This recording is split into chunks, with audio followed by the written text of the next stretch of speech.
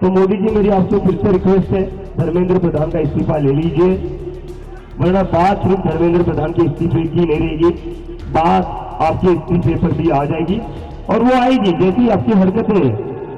દિલ્હીના જંતર મંતર ખાતે કોકરોચ જનતા પાર્ટીનું શિક્ષણ મંત્રી ધર્મેન્દ્ર પ્રધાનના રાજીનામાની માંગને લઈને પ્રદર્શન ચાલુ જ છે.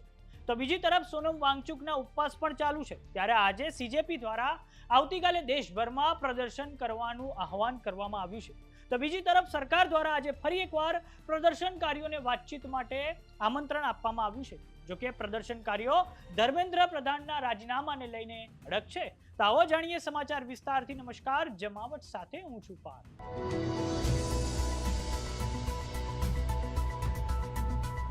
જંતર મંતર ખાતે આજે વિદ્યાર્થીઓનું આંદોલન વધારે ઉગ્ર બન્યું છે.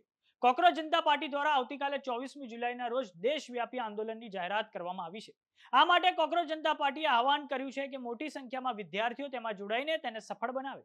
કોકરોચ જનતા પાર્ટી દ્વારા આ માટે એક ડિજિટલ પોસ્ટ શેર કરવામાં આવી છે. હવે આ ડિજિટલ પેમ્પલેટ સોશિયલ મીડિયા પર ઝડપથી શેર થઈ રહ્યું છે.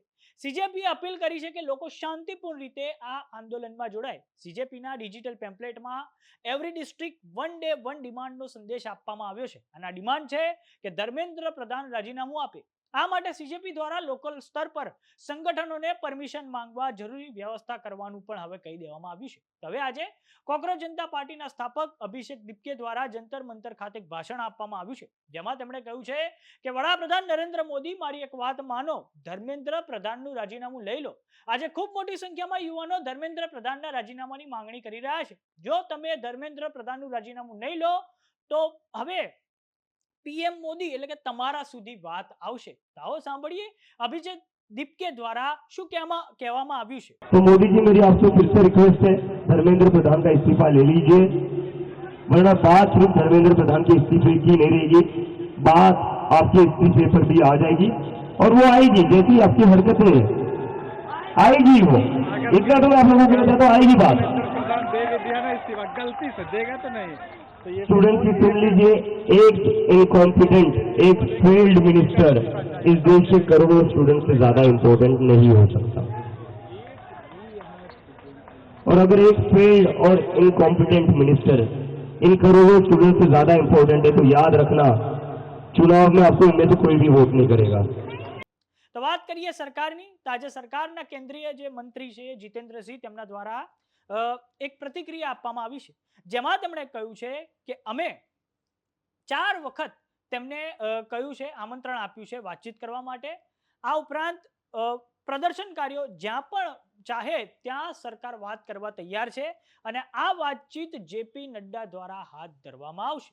આવો આપણે સાંભળીએ કેન્દ્રીય મંત્રી જીતેન્દ્રસિંહ દ્વારા શું प्रतिक्रिया આપવામાં આવી છે. मैं मीडिया के माध्यम से सरकार की ओर से एक विनम्र अपील करना चाह रहा हूं आंदोलन पर बैठे हुए छात्र बंधुओं से. सरकार की ओर से चर्चा के लिए हम हर समय तैयार हैं. सरकार के दरवाजे खुले हैं. This is a standing invitation to all our youth friends. आप किसी समय भी कभी भी चर्चा करना चाहें, आपकी सुविधा अनुसार हम चर्चा के लिए तैयार हैं. प्रत्येक विषय को लेकर के, आंदोलन के विषय को लेकर के और उसके साथ साथ जुड़े अन्य विषयों को लेकर के भी चर्चा के लिए सरकार तैयार रहेगी. और जितना समय चर्चा के लिए लाजिम होगा उतना हम देने को भी तैयार हैं. We do not stand on prestige, we never stand on prestige. आपके साथ चर्चा में देश के स्वास्थ्य मंत्री और वरिष्ठ नेता श्री जेपी नड्डा जी रहेंगे. उनके हमरा उनके संग मैं भी रहूंगा और धीरे धीरे हम इसी चर्चा के माध्यम से समाधान की ओर बढ़ सकते हैं और समाधान से ही नया रास्ता भी निर्धारित हो सकता है. जहां भी आप कहें, चाहे आप रेजिडेंस पर कहें नड्डा जी की, तो वहां भी चर्चा हो सकती है. अगर आप कहें ऑफिस में, तो ऑफिस में भी हो सकती है. जैसे मैंने कहा, हमारे लिए ये कोई प्रतिष्ठा का विषय नहीं है. और श्रोताओं की जानकारी के लिए मैं ये भी कह दूं कि कल दोपहर से लेकर के आज दोपहर तक 4 मर्तबा हमारी ओर से औपचारिक तौर पर ऑफर जा चुका है, पेशकश जा चुकी है इन छात्र बंधुओं से, इनके प्रतिनिधियों से बातचीत करने के लिए, चर्चा करने के लिए. और प्रधानमंत्री श्री नरेंद्र मोदी जी स्वयं बहुत संवेदनशील है इस विषय को लेकर के.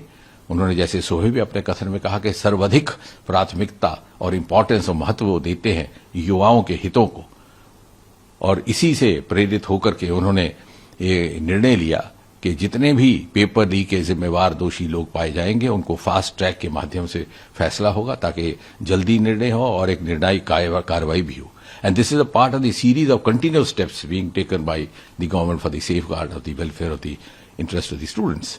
और इसलिए मैं एक बार पुनः बड़ी विनम्रता से आपसे अपील करता हूं कि आइए, बैठिए, चर्चा कीजिए और इस परिस्थिति का समाधान निकालने का हम एक ईमानदाराना प्रयास कोशिश करें.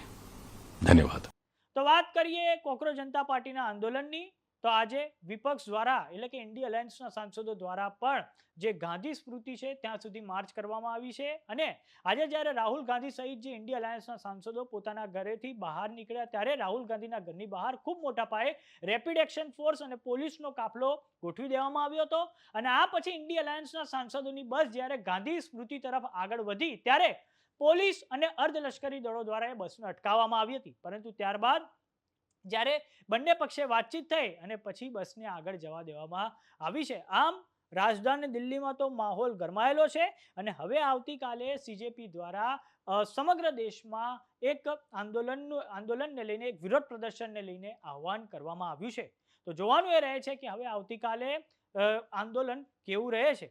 પરંતુ એક વસ્તુ સાફ છે કે સીજેપી પોતાની એક માંગ પર અડગ છે કે ધર્મેન્દ્ર પ્રધાન રાજીનામું આપી દે, અને આ માટે સોનમ વાંગચુકના પણ ઉપવાસ ચાલુ છે. તો સમાચારોમાં અત્યારે બસ આટલું. જોતા રહો જમાવટ. જો તમે અમને યુટ્યુબ પર જોઈ રહ્યા તો સબસ્ક્રાઇબ કરો, જો તમે અમને ફેસબુક પર જોઈ રહ્યા તો ફોલો કરો, વોટ્સએપ ચેનલને જોઈન કરવાનું ન ભૂલતા. નમસ્કાર.